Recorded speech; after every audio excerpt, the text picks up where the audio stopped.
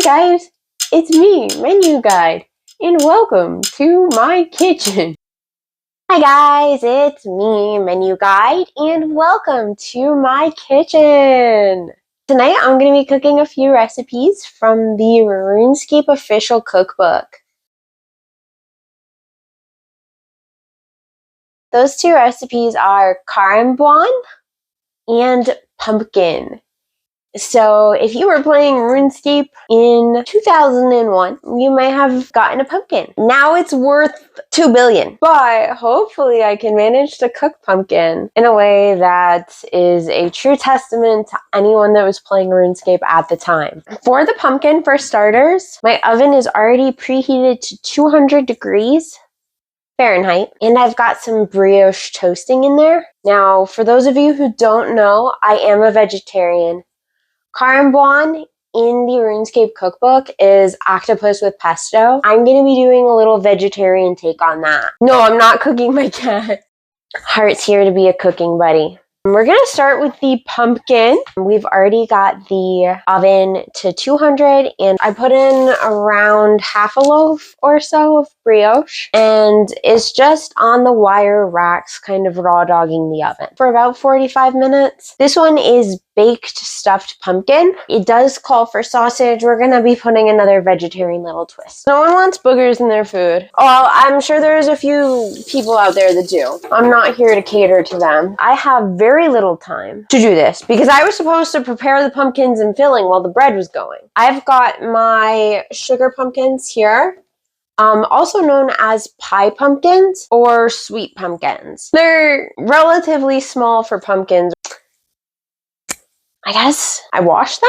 If you don't have pumpkins, you can make this with acorn squashes. 2 pumpkins or 1 acorn squash. Oh, yay! I get to make jack-o'-lanterns. I'm not sponsored. For those of you who saw when I was making the slop of compromise, this first step is very, very, very similar. We did the same thing to dehydrate the brioche for slop of compromise, but I've got to get those breads out of the oven, and it's nice and crispy. And it smells like toast, but also kind of like cake, because brioche is a sweeter bread. That was like a preemptive scream. So this is an important cooking tip that I'm learning. You think this is my face? Hi guys, it's me, Menu Guide. I was just supposed to be normal today, and that was the bit, because like, when am I normal? Life goes on. So we're just gonna carry on and carve these pumpkins. Do you guys want to see me juggle knives? Throw, catch. Throw, catch. I'm ready to join the circus. So what you want to do is cut the top around the stem as if you're carving tiny jack-o'-lanterns. The thing is, when I carve jack-o'-lanterns, I usually do a non-circular circle. The very angular circle. Oh! The tops of these come off really easy. So we set the tops aside, and then I'll do the same to the other one. And if you guys want to see something really terrifying, I made a jack-o'-lantern one year. And we're supposed to use a large spoon to scoop the seeds and fibers out of the pumpkin and discard. It says use a large spoon, but I really just wanted to fist a pumpkin. And I never thought I had a big fat hand until today. For acorn squashes, you cut them in half. For these, you just carve like it's a jack-o'-lantern. I'm gonna try using a spoon like it says. Potentially this is an option. This is how the inside of my pumpkin looks. I'm not going to be a perfectionist about this one. Get like 2 scoops with the big spoon, and then we're going to say it's good enough. Not bad. Now I'm going to salt and pepper the inside of my pumpkins. Just grinding the pepper in there. I'm guessing this is a trust the process moment. I feel like that's a lot of salt. Now we're going to cook some sausage. Oh, sorry, you guys got the nose blow reveal tonight. I know there's some people that have been really asking for that, and I'm happy to say I was able to deliver. We're gonna cook some sausage now. And this is just vegetarian breakfast sausage. For anyone who's curious, this is how our bread is looking up close. But first, we're gonna put some sausage in there and get our sausage all sausagey. We're gonna use one of these that are really scuffed up. We're not gonna judge Menu Guide today for her choice of cooking utensils. So I'm sure you're supposed to measure like a certain amount to put in there and cook your sausage in. I'm just gonna put about that much. I defrosted some vegetarian sausage patties. So I'm just gonna put those in here. Lincolnshire or Cumberland sausages with skins removed work beautifully. You do want to heat it over medium-high until it's shimmering, and at that point you add your sausages. I was a little eager. And you're gonna break your sausages apart. I'm just doing this. For your meat sausage, you do want to cook it about 10 to 15 minutes. While this is cooking, I am going to start preparing the vegetables. We're gonna cut up some celery and carrots, and I'm supposed to only use half of a stalk of celery and 1 carrot, but I like celery, so I might add a little more.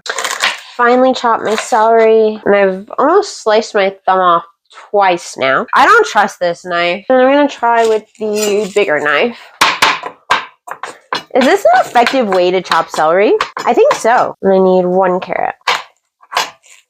And the sausage is just going to get a little stirred. I genuinely think this is a good way of doing it, because you can cut multiple at once. And you just got to go this way. We're going to add the celery and carrots and cook them in the remaining 2 tablespoons of fat. I'm guessing the sausage would have leaked some fat. I'm just going to pour this into a bowl. Hang in there, my friend. Hang in there. We're going to cook these until they're soft, which takes about 5 to 7 minutes. And after they're soft, we're going to add the shallot and garlic. And again, this is just over a medium-high. I don't think you peel shallots. And I threw a little bit away, so I'm just going to mince whatever's left. Hi, Miss Mouse. Where's Mouse? Mousy.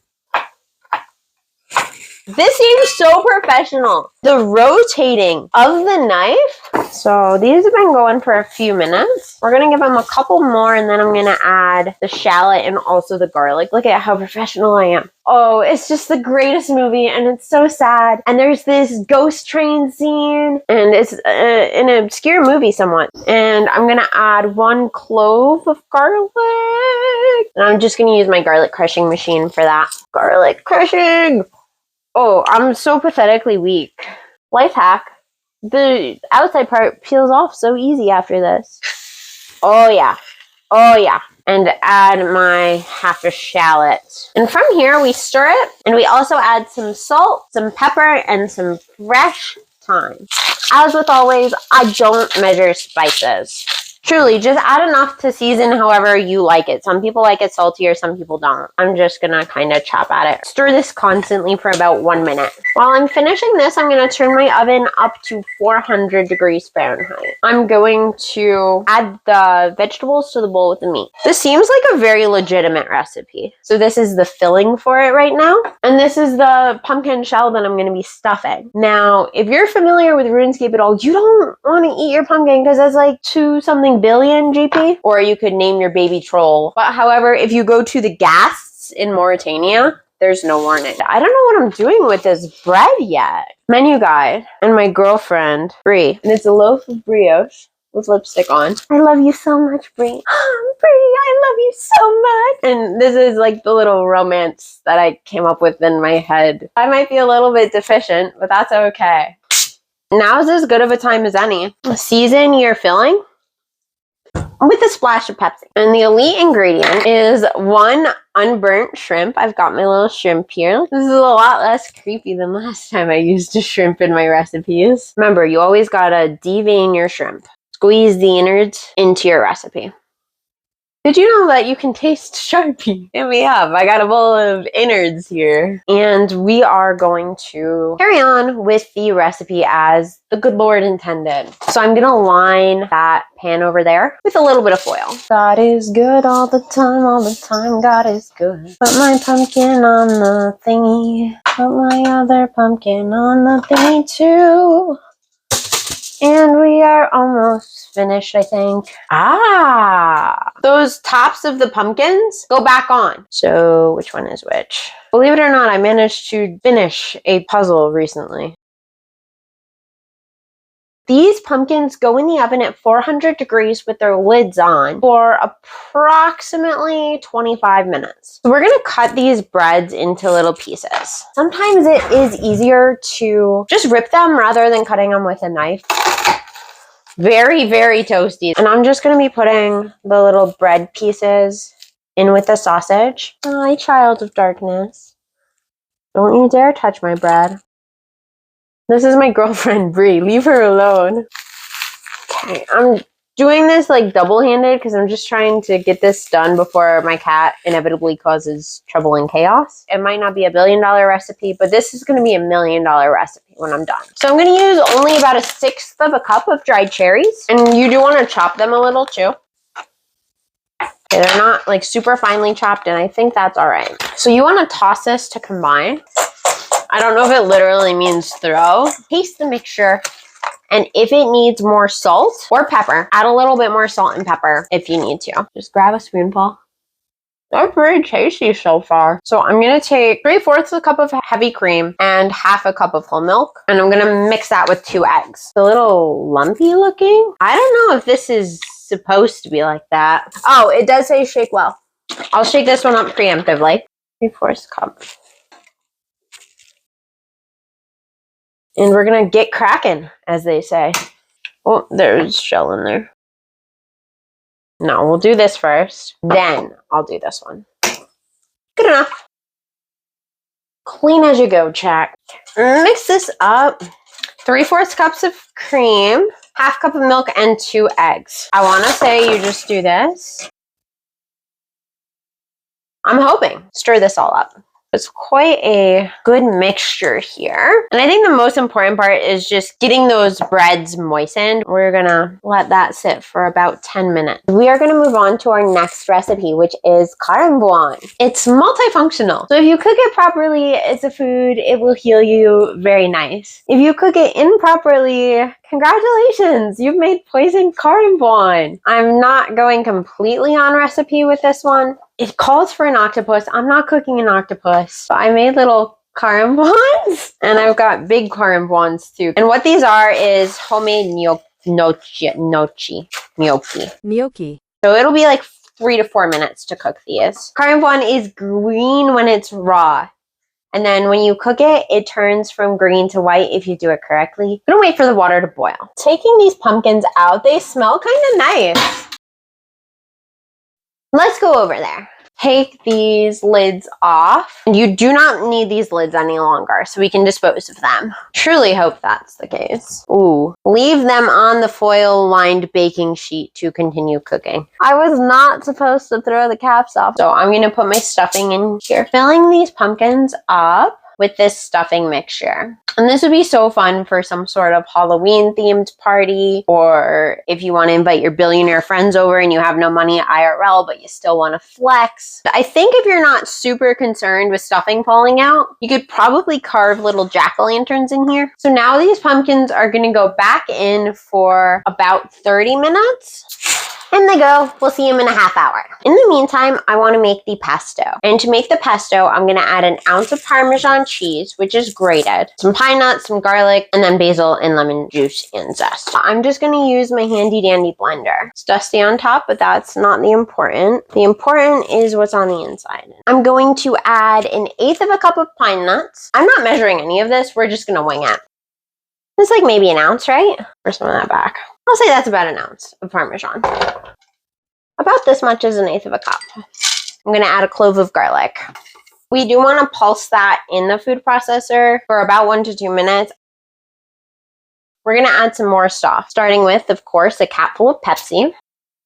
And we also add about 1 bunch of fresh basil. And I bought this plant just so that I could rip the leaves off. I feel sorry for the basil that it had to come home with me. I got 2 of them, and I'm hoping that 2 of them is equivalent to like a real full-size bunch.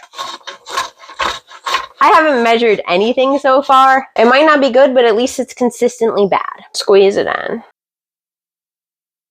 Smells wonderful. I'm gonna blend this for about another minute. And then I'm gonna dribble in olive oil. 2 tablespoons, and I'm gonna wing it again. I'm just a little worried it's not fully off the sides. So I did let that pulse a bit, and it still looks kind of not all the way mixed, but we gotta add some oil and we gotta mix it some more. My blender has safety measures, so as probably not to let your stick get blended. You can't run the blender with the top off. Oh yeah, there's a lot of cat hair on this bottle because they like hiding in the olive oil cabinet.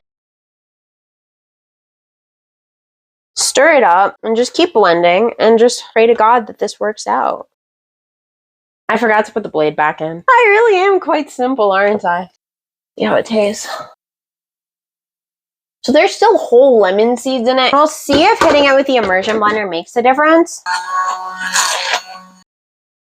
But just boil your octopuses for a couple of minutes. And they go in raw. And if I cook them correct, they come out white. You guys see nothing. The elite ingredient for this is 1 tablespoon of roe. Looks a little green. It might be poison. This one looks fairly normal, all things considered. They really only take 2 minutes. But I'm going to try to cook the biggies. I think I'll give these like 4 minutes. Let's see how these Karambwan are. Karambwan looking Karambwan. This one's more like a star of ceridopin, and I'm going to give myself a little drizzle of pesto on top. See how my Karambwan tastes. The taste is really nice. The texture of those no cheese is a little weak, but they taste very good. And that pesto is fantastic. I want to make this again. Plate this with some pesto and roe. And with a little pesto on there, he won't know that I'm trying to poison him with Karambwan. For absolutely no reason at all am I on the life insurance policy. Good. It's edible. Even the poison ones were edible. Wait, what? For a first attempt, I'm happy with edible. But now I'm going to go ahead and take those pumpkins out of the oven. So the stuffing expanded a little bit. So I'm going to say that consistency is what we want. It's not scary. It's cute. Shut up. Ta-da! I absolutely love it. And I guess you just cut right through. It comes out fairly nice looking. This looks really good. Hello, pumpkin. This is like a nature show. All right, let's see how this very rare and valuable pumpkin tastes. Oh, that's actually really good. It's hot. And there's so many different flavors. It's really complex.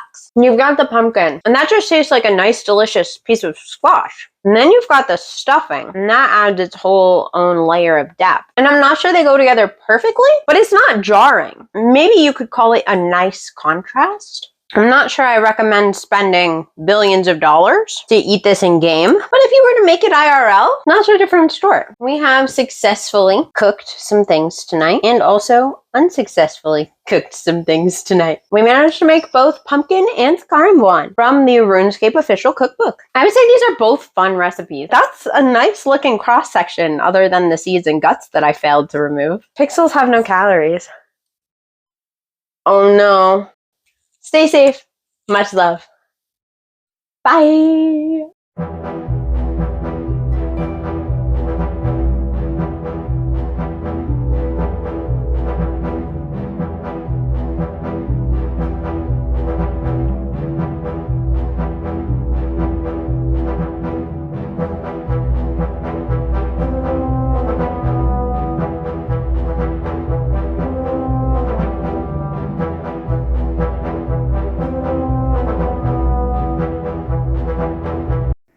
It's 11 o'clock at night, and it's a Friday night. I'm alone in my kitchen, slowly licking the juice out of this lemon.